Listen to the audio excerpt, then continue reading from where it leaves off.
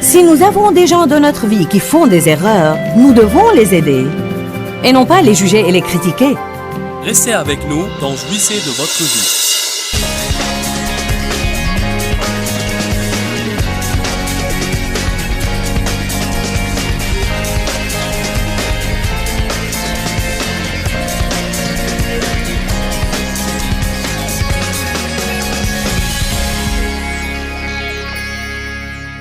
Le titre de mon message est « Si vous semez la miséricorde, vous moissonnerez la miséricorde ». Je prépare une série sur l'égoïsme intitulée « J'étais toujours préoccupé de moi ».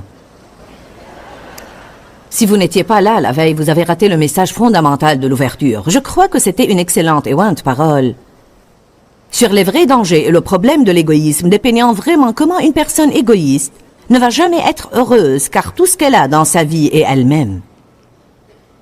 Nous ne pouvons pas être heureux dans l'égoïsme car Dieu nous a appelés à l'altruisme. Amen.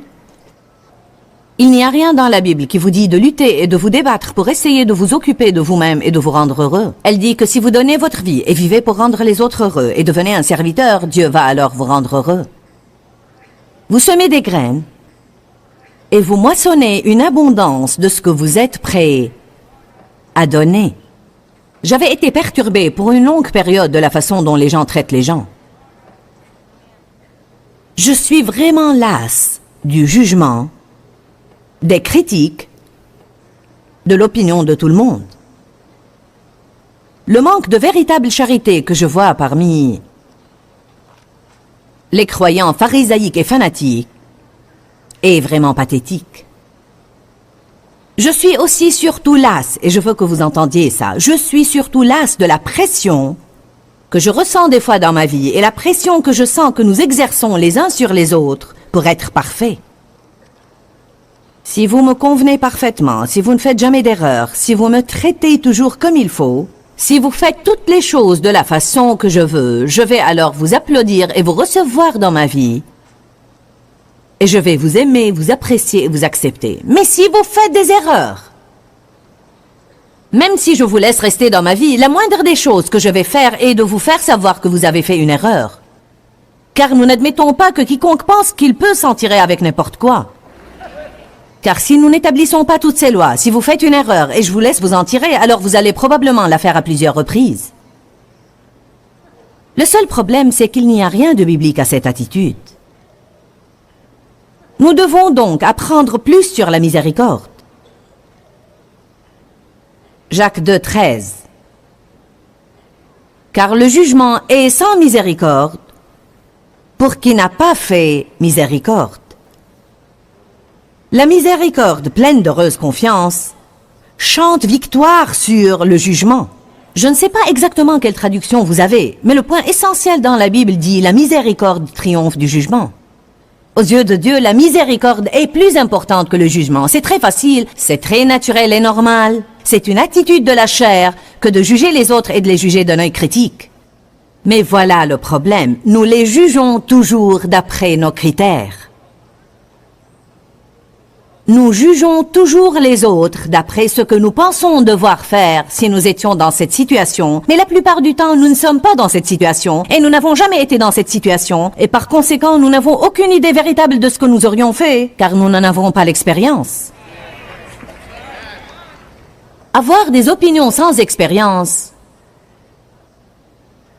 est vraiment très imprudent, car la plupart de ce que nous apprenons, nous l'apprenons non seulement de la parole de Dieu, mais des fois nous apprenons même davantage de nos expériences. Eh bien, à ta place, je n'aurais pas, à ta place, j'aurais. Eh bien, tu n'es pas moi, alors. Ne dis pas ce que tu aurais ou ce que tu n'aurais pas. Nous perdons une quantité énorme d'énergie en essayant de nous mêler des vies des autres et en même temps nous dirigeons la nôtre d'une façon minable. Je dois probablement dire cela encore une fois. Peut-être que je le dirai surtout pour mes téléspectateurs, car je les aime beaucoup et je suis contente qu'ils nous regardent aujourd'hui. Nous dépensons énormément d'énergie en essayant de diriger la vie des autres et en même temps nous gérons la nôtre d'une façon minable.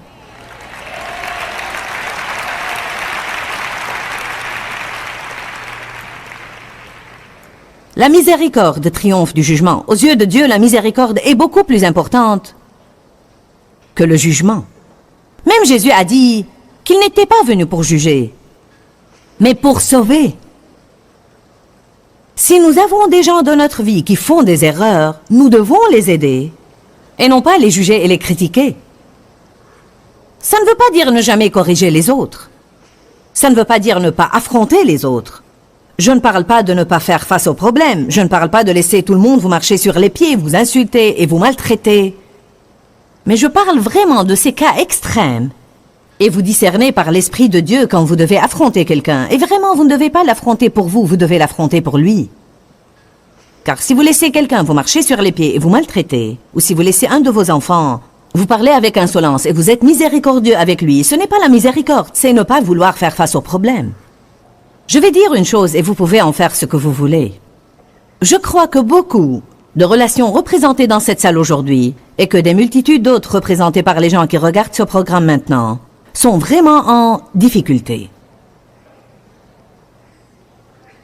Et si quelque chose n'arrive pas, les relations vont continuer telles quelles pour rendre tout le monde malheureux, ou bien, au bout du compte, elles vont se terminer et n'existeront plus. Et je crois que beaucoup de ces relations peuvent être sauvées en ce moment, aujourd'hui, si vous écoutez la parole de Dieu aujourd'hui, et si vous prenez une attitude miséricordieuse envers les défaillances et les erreurs des autres. Y a-t-il quelqu'un ici qui pense qu'il n'aura jamais besoin de miséricorde dans sa vie de nouveau? Vous n'avez pas entendu ma question. J'ai dit, y a-t-il quelqu'un ici qui pense qu'il n'aura jamais besoin de miséricorde de nouveau? Peut-être que je vais vous faciliter la chose, car je veux que vous compreniez bien. Combien d'entre vous savent qu'ils ont besoin de miséricorde chaque jour de leur vie? D'accord. Je me demande combien de fois Dieu est miséricordieux envers nous et nous ne le savons même pas. Je me demande combien de fois dans un même jour, Dieu laisse passer nos fautes et nos erreurs et il ne nous en dit même rien. Combien de fois il nous bénit quand nous ne le méritons pas? Je me demande combien de fois il nous tire d'affaire ou nous sauve la vie. Je me demande combien de fois il dit « Eh bien, je comprends tes circonstances, je comprends pourquoi tu as fait ça, je comprends d'où tu viens. Je vais t'accorder un peu de miséricorde. Je vais t'accorder un peu d'espace, je veux t'accorder un peu de temps. » Amen. Si nous savons que nous allons avoir besoin de cette miséricorde, la Bible nous dit clairement qu'il n'y a qu'une façon de l'avoir et c'est de la donner. Nous devons comprendre cette partie du sujet. Maintenant, quand nous sommes ignorants, la grâce de Dieu nous couvre bien des fois, mais quand nous commençons à apprendre, en d'autres termes, Paul persécutait les chrétiens, et Dieu était miséricordieux avec lui. Vous allez dire, Paul n'était pas miséricordieux, mais il a reçu la miséricorde. Mais il a dit qu'il avait reçu la miséricorde et la grâce de Dieu car il était ignorant. Mais lorsque nous ne sommes plus ignorants, une fois que vous avez entendu ce message,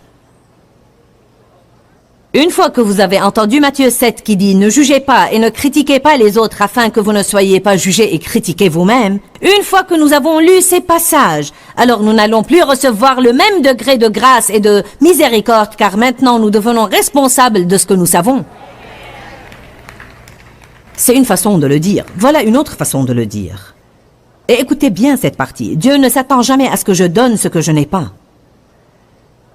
Mais une fois que j'ai une chose de lui qui m'est donnée gratuitement, il s'attend alors à ce que je la donne. Dieu m'a donné son pardon inconditionnel. Il s'attend maintenant à ce que je le donne aux autres. Il m'a donné la miséricorde. Il s'attend à ce que je sois miséricordieuse.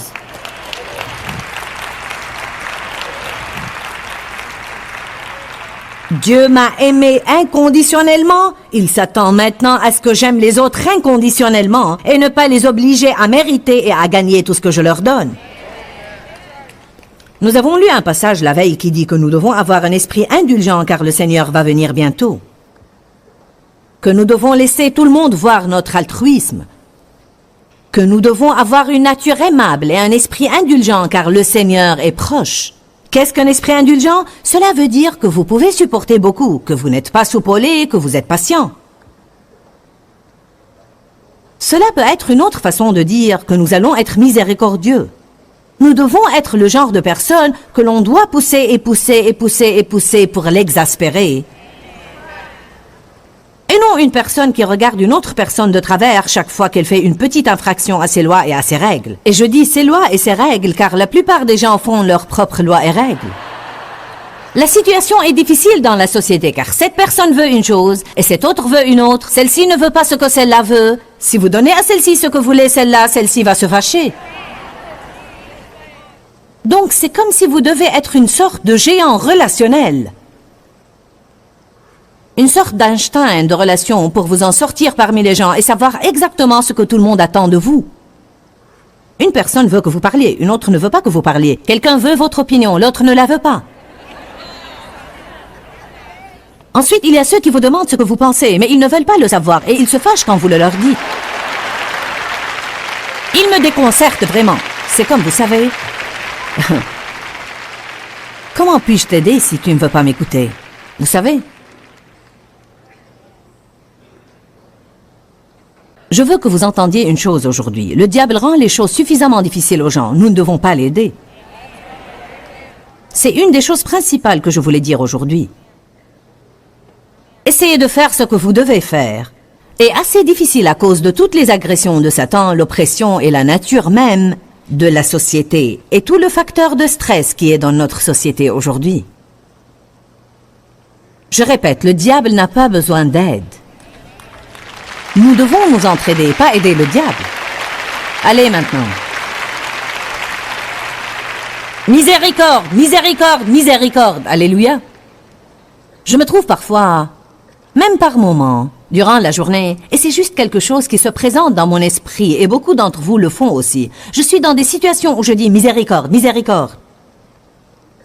Parfois, en conduisant la voiture, « Oh Jésus, donne-moi la miséricorde. » Miséricorde, Seigneur, nous avons besoin de miséricorde. Je crois que c'est une chose qui sort de mon cœur.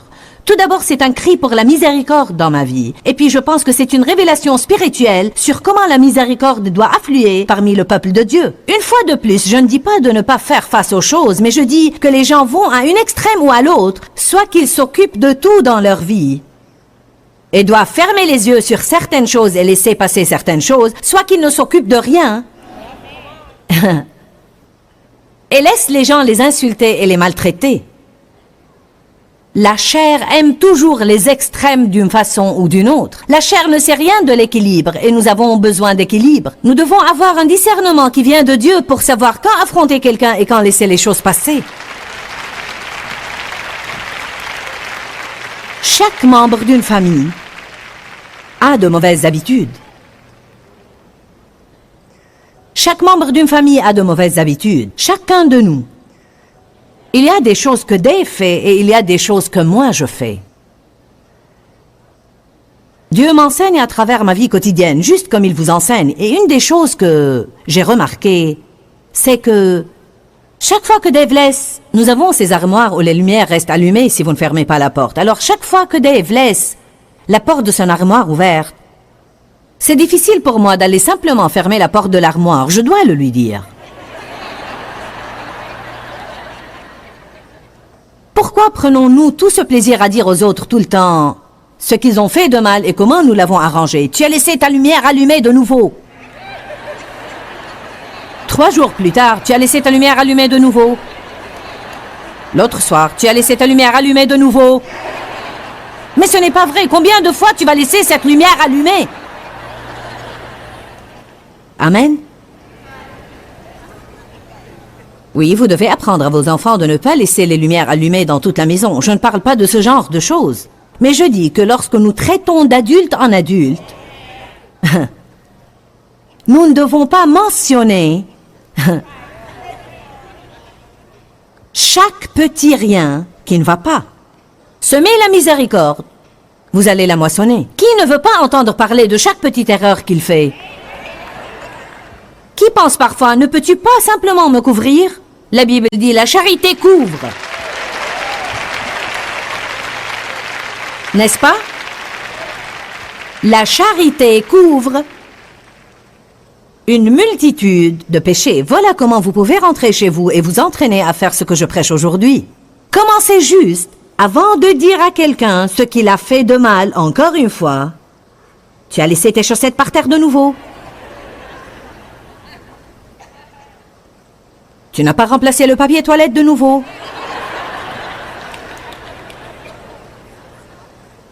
Tu as fait sortir de l'eau de la baignoire de nouveau.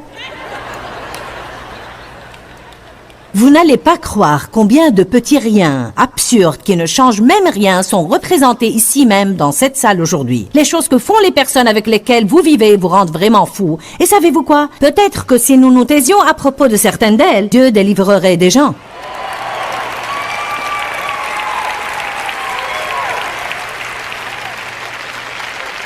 Oh, je pense juste à un passage. Allez à Philippiens 4.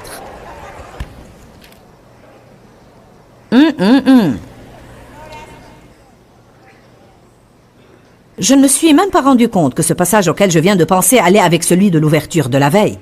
Dieu soit loué. Cela veut dire qu'ils vont ensemble. Philippiens 4:5. Que tous les hommes connaissent et perçoivent et reconnaissent votre altruisme, votre amabilité, votre esprit indulgent.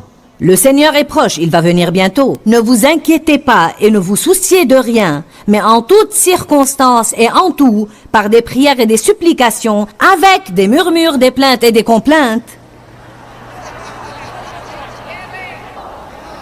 Non?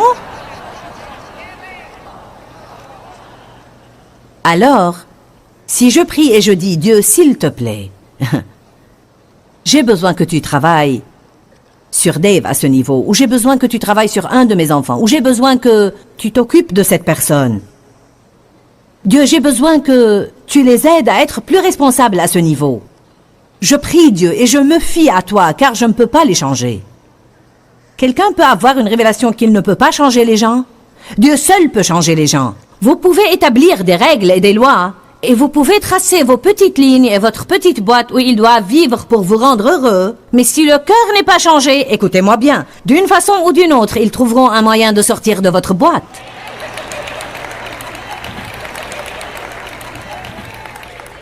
Dieu seul peut entrer dans le cœur humain et changer la nature de l'homme. Là, de nouveau, je ne dis pas de ne pas dire aux gens ce dont vous avez besoin, ou ce qui vous rend malheureux, mais je dis que vous ne devez pas leur dire et leur dire et leur dire et leur dire et leur dire et leur dire et leur dire et leur dire. Certains d'entre vous sont en train de leur dire depuis 30 ans. Et ce n'est pas une chose pieuse, vous devenez juste des casse-pieds.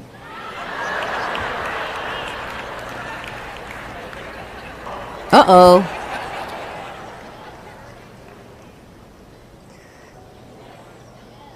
Alors sur ce, je dois prier et puis je dois être reconnaissante. Si je prie pour que Dave se rappelle de fermer la porte de son armoire, et vraiment la porte de l'armoire n'est pas ce grand problème pour moi. C'est un exemple dont je me sers. Il m'arrive de laisser la mienne ouverte parfois avec la lumière allumée.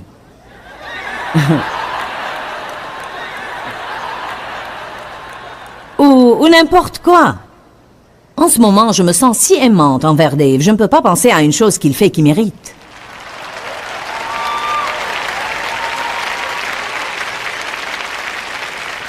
Ce doit être un miracle. Normalement, j'ai une liste vraiment longue. Eh bien, une chose qu'il fait... Vous savez, Dave a 63 ans, mais il pense toujours qu'il est adolescent. Donc, il aime les voitures de grande puissance. Et il aime appuyer sur l'accélérateur. Je veux dire, la voiture qu'il conduit, vous êtes comme... Il le fait toujours, et lorsque je m'y attends le moins, c'est comme... Je lui ai dit, un de ces jours, tu vas me donner un coup de fouet. Alors je disais, Dave, tu n'es pas obligé de conduire comme ça. Oh oui, j'ai dû m'écarter de son chemin, sinon il nous aurait percutés, chérie. J'ai dit, ce n'est pas vrai. Ce n'est absolument pas vrai. Tu aimes juste faire ça.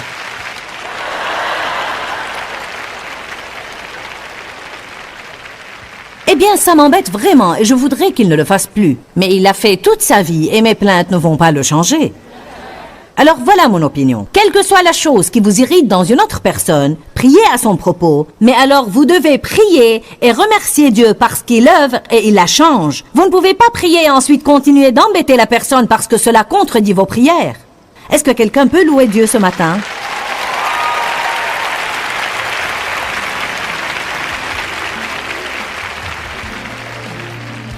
Oh, mais c'est si difficile pour nous de fermer la bouche.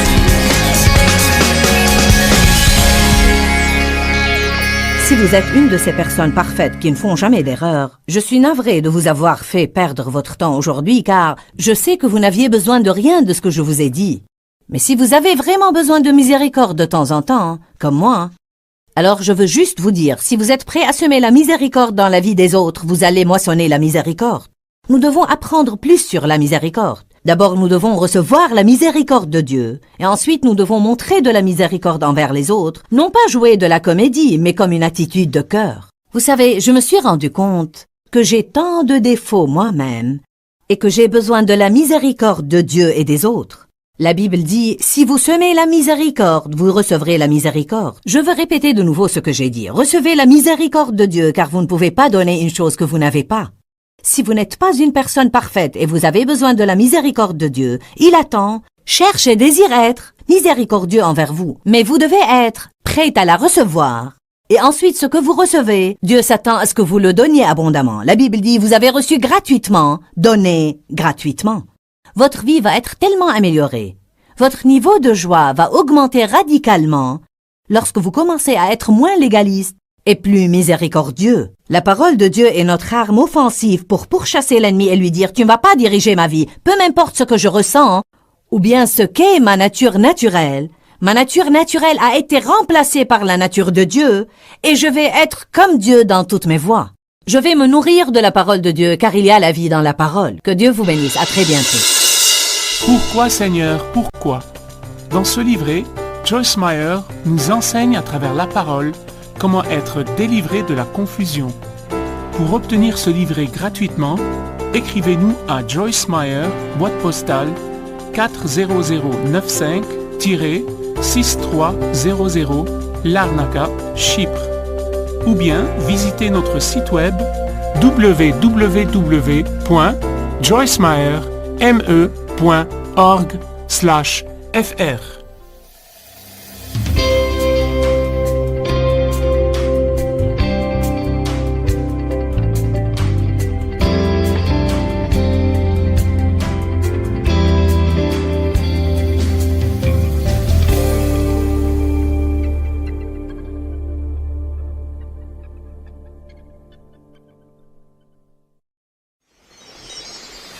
Reconnaître notre incompétence et nos défauts et nous rendre compte de la miséricorde de Dieu envers nous, nous qualifie à aller vers quelqu'un d'autre avec tendresse, gentillesse et amabilité et essayer de l'aider à sortir de ses problèmes pour son bien.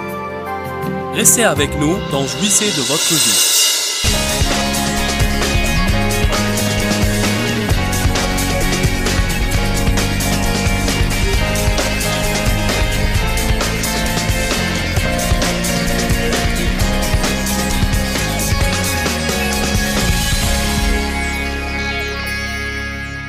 Dieu n'est pas comme les gens.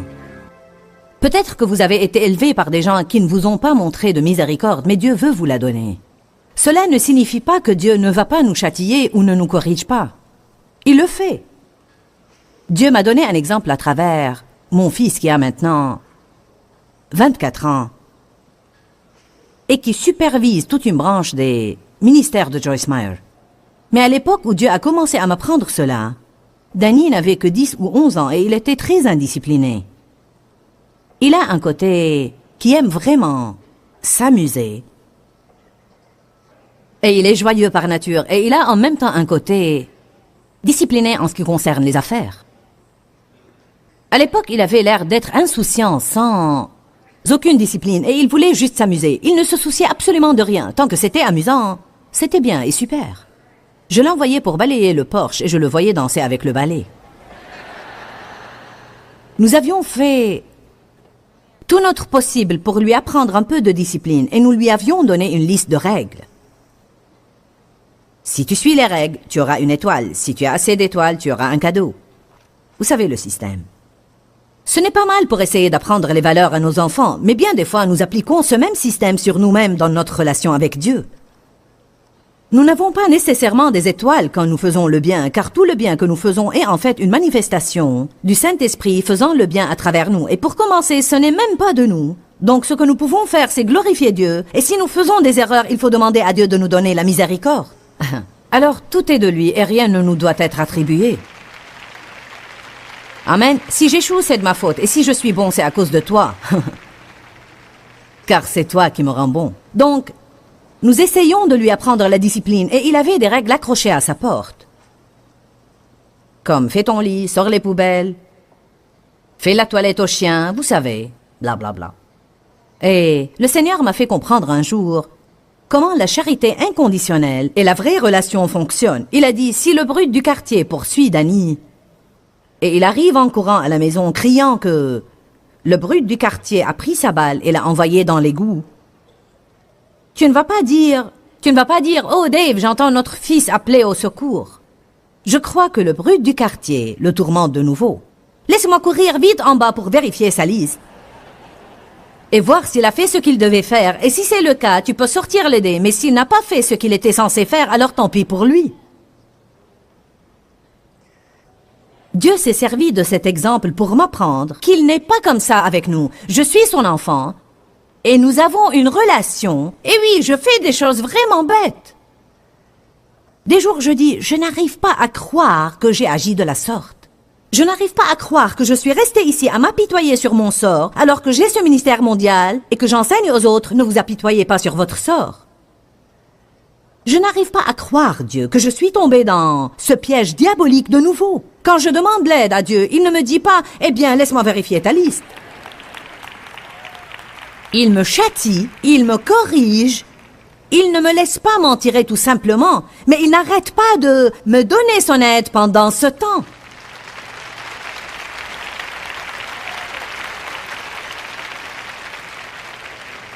C'est ce que nous faisons tant de fois dans les relations. Nous disons, car c'est la chose chrétienne à faire, je vais te pardonner. Mais nous punissons quand même.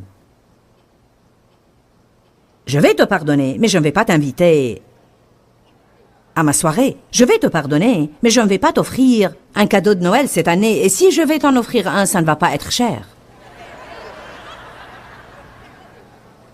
Je te pardonne, mais si tu entres dans la chambre, je vais en sortir. Je te pardonne, mais je vais raconter à tout le monde ce que tu as fait. Oh oh.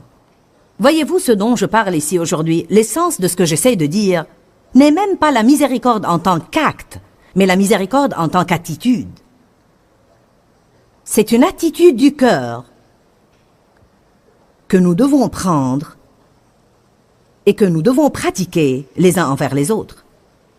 La miséricorde triomphe du jugement.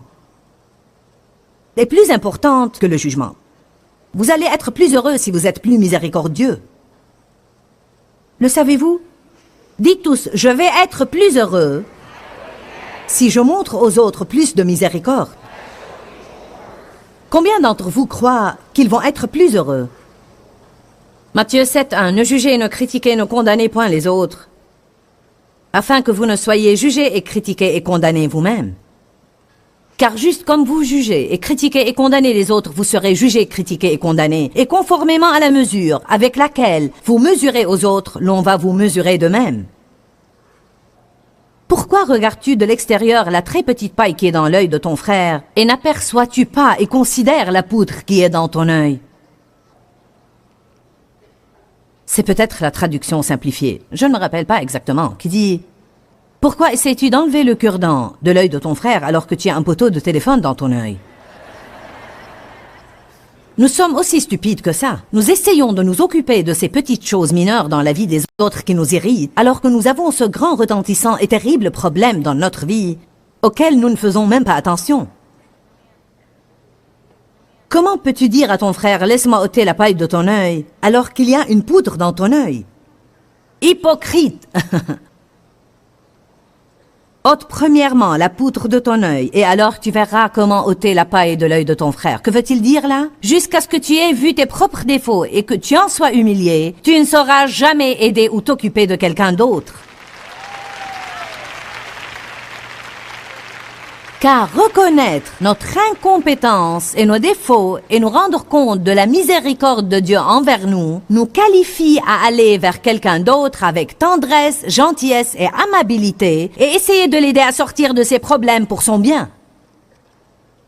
La Bible dit dans Galates 6:1, « Si un de vos frères ou sœurs est surpris en quelque faute, vous devez le redresser avec un esprit de douceur, de peur que tu ne sois aussi tenté. » Alors c'est l'attitude qui compte. Non pas, mince alors, à ta place je n'aurais pas fait ça pour sûr. Eh bien tu ne le sais pas. Les gens doivent surtout ne pas essayer de corriger les gens sur lesquels ils n'ont aucune autorité. C'est une chose d'aller à quelqu'un qui travaille pour moi et qui ne fait pas ce que je lui demande de faire et de lui dire un mot de conseil ou de correction. Mais c'est une autre chose pour quelqu'un de se mêler des affaires de quelqu'un d'autre alors que ça ne le regarde pas du tout. En fait, j'ai lu une déclaration il y a 2 ans de là qui dit « N'aie pas d'opinion là où tu n'as pas de responsabilité. » Ouh, Jésus, alléluia. J'exaspère quelques personnes ici. Mais ça ne fait rien, nous avons besoin de nous exaspérer de temps en temps.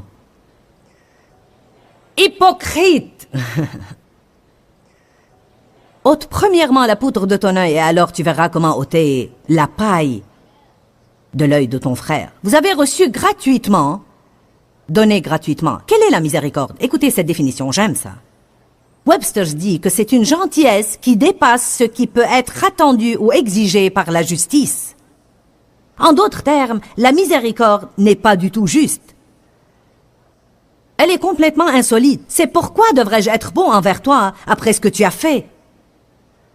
Pourquoi donc devrais-je te bénir après ce que tu as fait? Car c'est la miséricorde. Amen. J'ai eu un mauvais jour d'émotion charnelle cette semaine. Un jour où j'ai vraiment explosé. Juste comme, regardez, je suis de mauvaise humeur. Laissez-moi tranquille. Dieu merci, je ne le fais plus trop souvent, mais j'ai simplement flanché et j'ai explosé juste comme... Eh bien, je me fiche de tout et de tout le monde. Je suis fatiguée, je me sens exploitée et maltraitée. Personne ne m'aime, je vais sortir et aller souffrir en silence, je ne fais que travailler.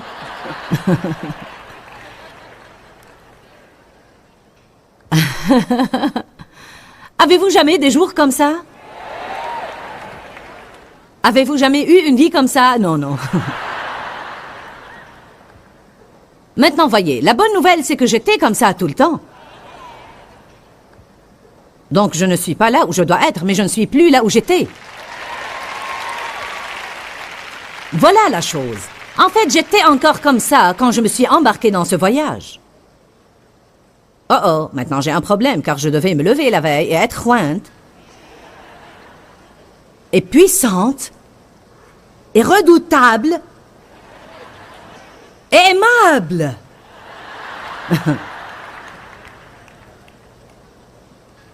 De quoi j'avais besoin? La miséricorde. Dieu, tu dois m'aider. Je n'ai pas honte de vous dire que je fais des erreurs. Je n'ai pas honte de ça, car tout le monde le sait de toute façon. Si vous êtes un peu logique, vous pouvez dire à n'importe qui ici, je sais que tu n'es pas parfait. Dans chaque nouvelle relation, l'autre ne va pas être parfait, mais nous faisons pression sur lui pour qu'il soit parfait. Ce qui n'est pas logique. Alléluia. Miséricorde. Gentillesse qui dépasse ce qui peut être attendu ou exigé par la justice. Il semble que ce ne soit pas juste d'être aimable ou de bénir quelqu'un qui ne le mérite pas. Mais Dieu le fait. Allez à Éphésiens 2:4.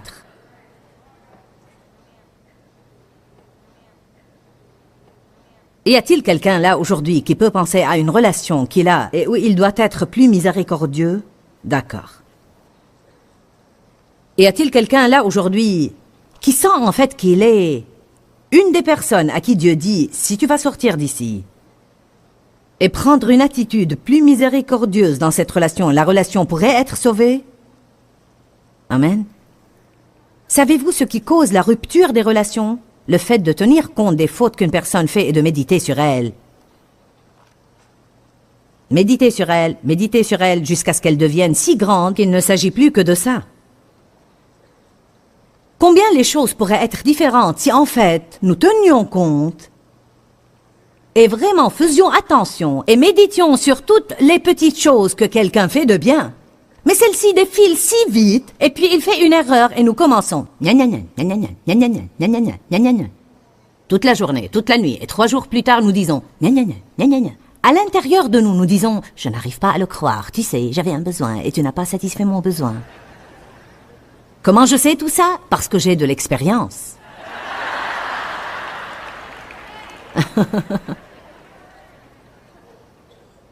Je n'ai pas besoin d'aller acheter des livres de sermons pour prêcher. Il me suffit de mettre ma vie par écrit.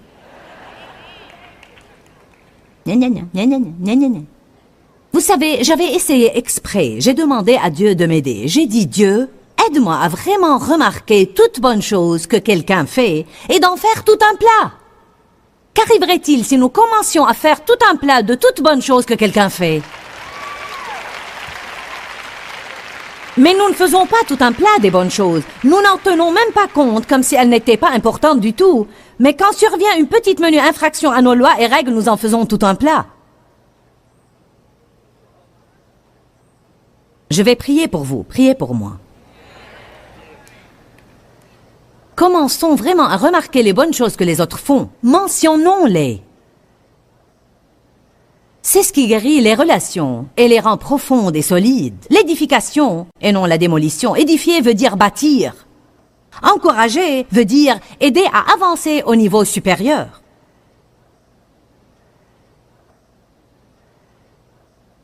C'est pour ça qu'il est cruel parfois que quand les gens disent des choses de vous, tout ce qu'ils peuvent trouver, c'est 1 ou 2 choses que vous faites mal, et ils ne mentionnent pas les 25 ou 30 choses que vous faites bien. Cela fait échouer tout le monde. C'est comme... Ne puis-je jamais faire assez? Quand est-ce que cela va suffire? Dans le système du diable, jamais. Donc nous devons rester dans l'esprit de Dieu, et non dans l'esprit diabolique, égoïste et égocentrique. Très bien. Éphésiens 2, verset 4 dit « Mais Dieu, si riche en miséricorde, à cause d'eux et pour satisfaire au grand, magnifique et intense amour dont il nous a aimés, même lorsque nous étions morts, par suite de nos défauts et offenses, nous a rendus à la vie ensemble en association et en union avec Christ. Il nous a donné la vie même de Jésus, la même nouvelle vie avec laquelle il l'a stimulé, car c'est par grâce, c'est-à-dire la faveur et miséricorde que vous ne méritiez pas, que vous êtes sauvés et délivrés du jugement et rendus participants au salut du Christ. Lorsque j'étais morte par mes offenses, lorsque je ne me souciais guère de Jésus, pour beaucoup d'entre nous, lorsque nous blasphémions son nom, il avait les bras tendus vers nous. Et son esprit merveilleux nous poursuivait. Lorsque nous étions morts dans nos offenses, et avant même de venir sur la planète Terre, Jésus est mort pour chacun de nous.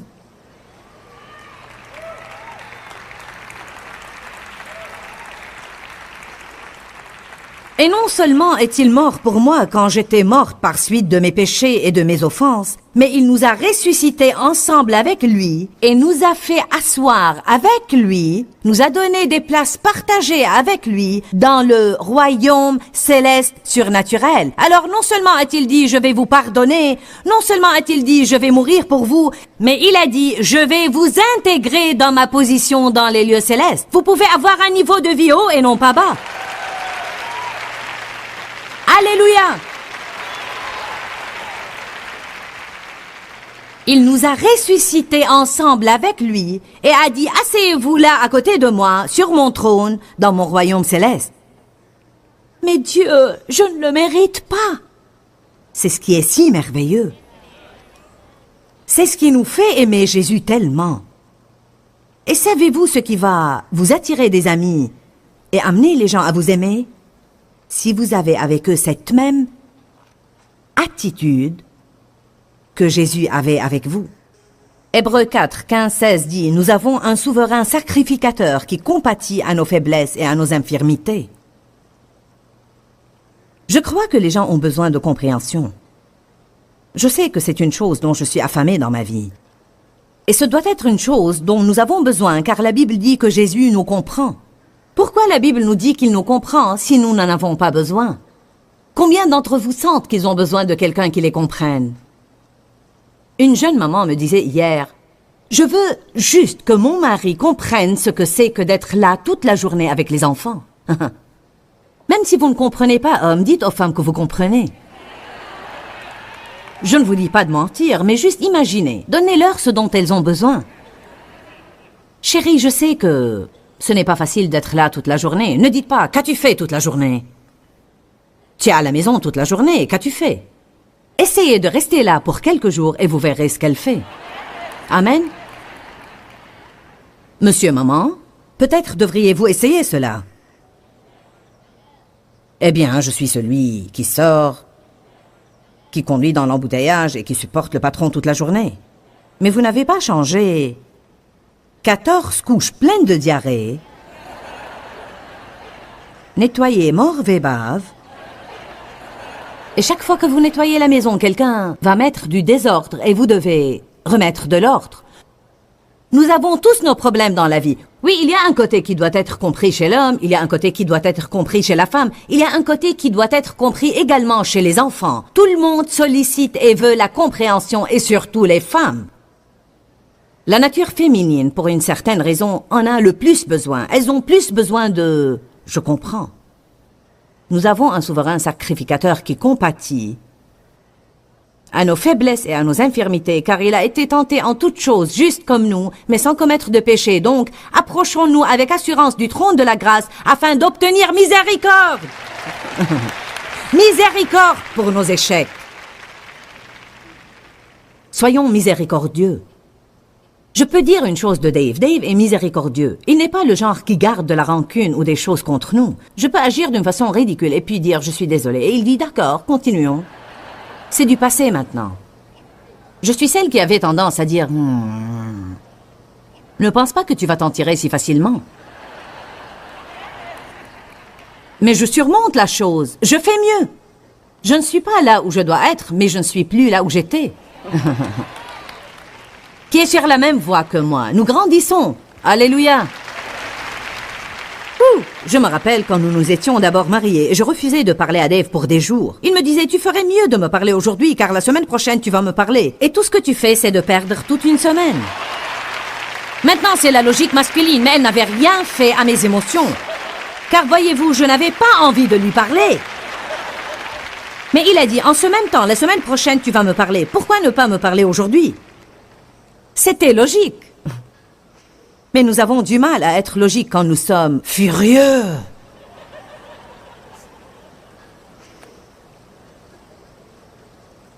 Matthieu 9, 13 dit « Apprenez ce que cela signifie. Je prends plaisir à la miséricorde et non au sacrifice. » Jésus, en fait, a dit « Je veux que vous appreniez la miséricorde. » Allez apprendre ce que cela signifie.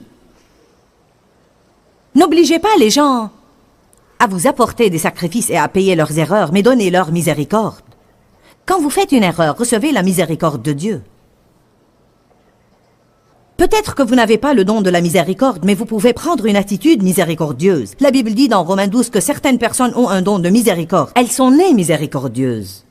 Vous savez, une personne avec un don de miséricorde va conseiller quelqu'un et lui dire « Oh, raconte-moi ça, oh. » Et une heure plus tard, « Oh. » Mais quelqu'un comme moi, j'aurais dit, tais-toi.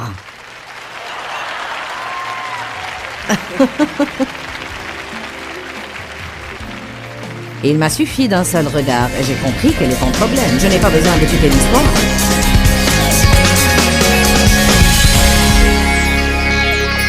Si vous êtes une de ces personnes parfaites qui ne font jamais d'erreur, je suis navrée de vous avoir fait perdre votre temps aujourd'hui car je sais que vous n'aviez besoin de rien de ce que je vous ai dit. Mais si vous avez vraiment besoin de miséricorde de temps en temps, comme moi, alors je veux juste vous dire, si vous êtes prêt à semer la miséricorde dans la vie des autres, vous allez moissonner la miséricorde. Nous devons apprendre plus sur la miséricorde. D'abord, nous devons recevoir la miséricorde de Dieu, et ensuite nous devons montrer de la miséricorde envers les autres, non pas jouer de la comédie, mais comme une attitude de cœur. Vous savez, je me suis rendu compte que j'ai tant de défauts moi-même, et que j'ai besoin de la miséricorde de Dieu et des autres. La Bible dit, si vous semez la miséricorde, vous recevrez la miséricorde. Je veux répéter de nouveau ce que j'ai dit. Recevez la miséricorde de Dieu, car vous ne pouvez pas donner une chose que vous n'avez pas. Si vous n'êtes pas une personne parfaite et vous avez besoin de la miséricorde de Dieu, il attend, cherche et désire être miséricordieux envers vous. Mais vous devez être prêt à la recevoir. Et ensuite, ce que vous recevez, Dieu s'attend à ce que vous le donniez abondamment. La Bible dit, vous avez reçu gratuitement, donnez gratuitement. Votre vie va être tellement améliorée. Votre niveau de joie va augmenter radicalement lorsque vous commencez à être moins légaliste et plus miséricordieux. La parole de Dieu est notre arme offensive pour pourchasser l'ennemi et lui dire « Tu ne vas pas diriger ma vie, peu m'importe ce que je ressens, ou bien ce qu'est ma nature naturelle. Ma nature naturelle a été remplacée par la nature de Dieu et je vais être comme Dieu dans toutes mes voies. Je vais me nourrir de la parole de Dieu car il y a la vie dans la parole. Que Dieu vous bénisse. À très bientôt. » Pourquoi Seigneur, pourquoi? Dans ce livret, Joyce Meyer nous enseigne à travers la parole comment être délivré de la confusion.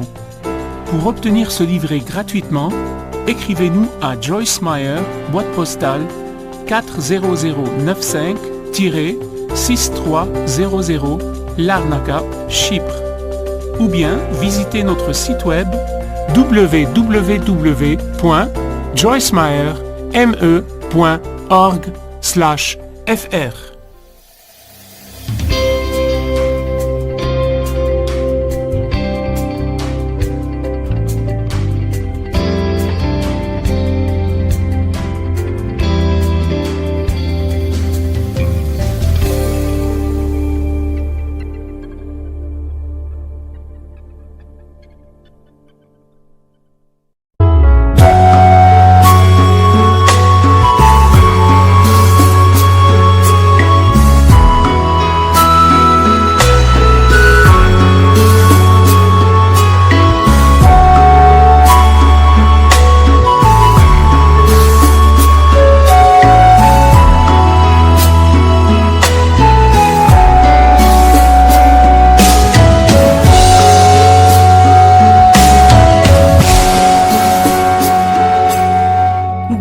khắp phương trời vẫn nhớ tới quê hương.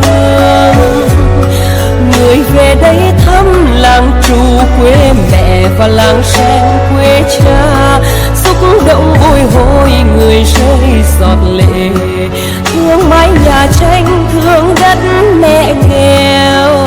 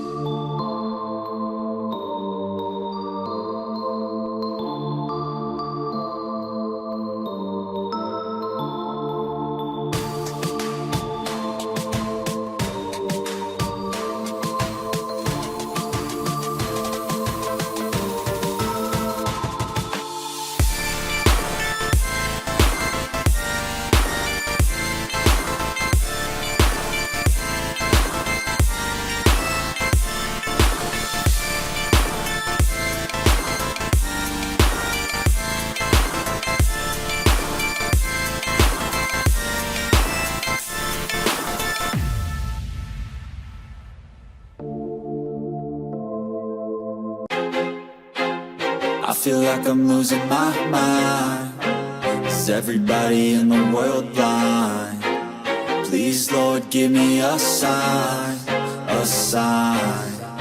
I feel like I'm losing my mind. Is everybody in the world blind? Please, Lord, give me a sign, a sign. I wanna be the greatest. Everybody on the fake shit. I look around and feel like everybody is the fakest. I make this every day and I'm impatient, hoping one day I blow up from the basement. Statement, the top is so vacant. I don't hear shit that I think is amazing. Waiting for my day when I'm playing sold out shows for 1,000 faces. Hey, give me that crown, get in my way and to be put down. It ain't your place, all this my town. If I want that shit, then I'll get it right now. I'm losing it, the noose it fits some lucid shit, a stupid myth. You choose to live or choose to dip. You choose to fight or lose your grip and lose a gift. I feel like I'm losing my mind. Is everybody in the world blind?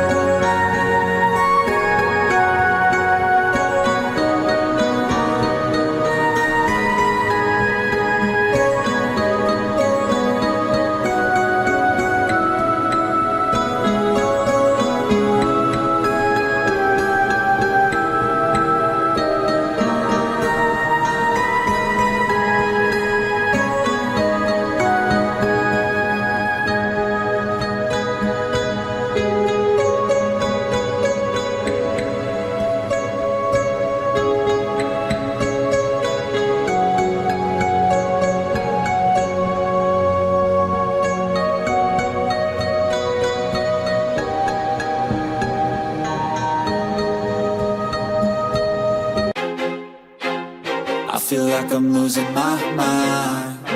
Is everybody in the world blind?